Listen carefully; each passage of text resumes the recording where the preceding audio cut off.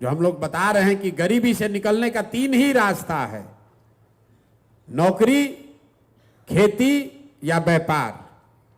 नौकरी चाहिए तो उसके लिए बढ़िया पढ़ाई होना चाहिए, खेती करना है तो उसके लिए आपके पास जमीन होना चाहिए, और बिजनेस व्यापार करना है तो उसके लिए पैसा पूंजी होना चाहिए। बिहार के बच्चों के पास पढ़ने का उपाय ही नहीं है।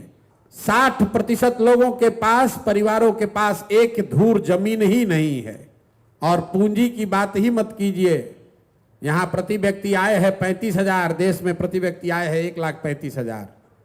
तो 35,000 रुपया मतलब बिहार में रहने वाला 100 में 80 व्यक्ति दिन में 100 रुपया भी नहीं कमा रहा है।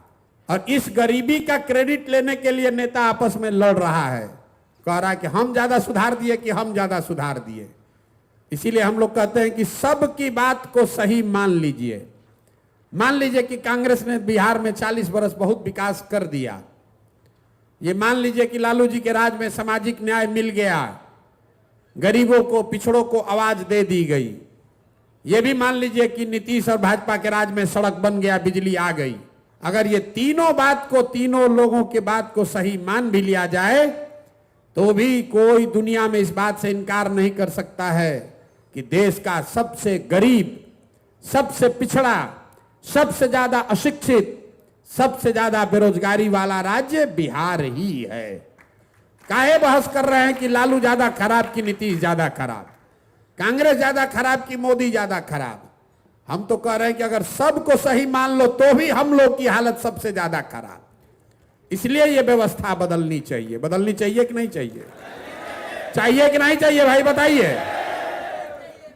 यही तो बात आपको सीखना है। पीके की बात क्या है? यही बात है। एक बार जीवन में आपने जाति पर वोट दिया, आपने विचारधारा पर वोट दिया, आपने दलों को वोट दिया, आपने व्यक्ति को वोट दिया, आपने चेहरे को देखकर वोट दिया। एक ही बात प्रशांत किशोर बता रहे हैं, जनसुराज बता रहा है, एक बार जीवन में अपने और अपने बच्चों के लिए वोट दो।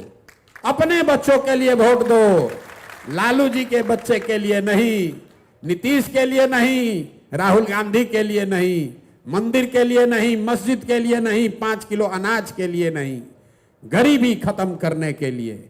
और गरीबी खत्म करने का 3 उपाय, पढ़ाई, खेती और रोजगार। एक बार इसकी चिंता करके वोट दो, अपने आप जीवन सुधर जाएगा। और नहीं होगा तो आज आप मजदूरी कर रहे हैं, अगले आने वाले समय में आपके, हमारे बच्चों को मजदूरी करना पड़ेगा। निर्णय आपको करना है कि आप वोट किस बात के लिए देना चाहते हैं। इतनी ही सी बात आपको समझनी है और इतने बात हम लोग को घर घर जाकर समझाना है।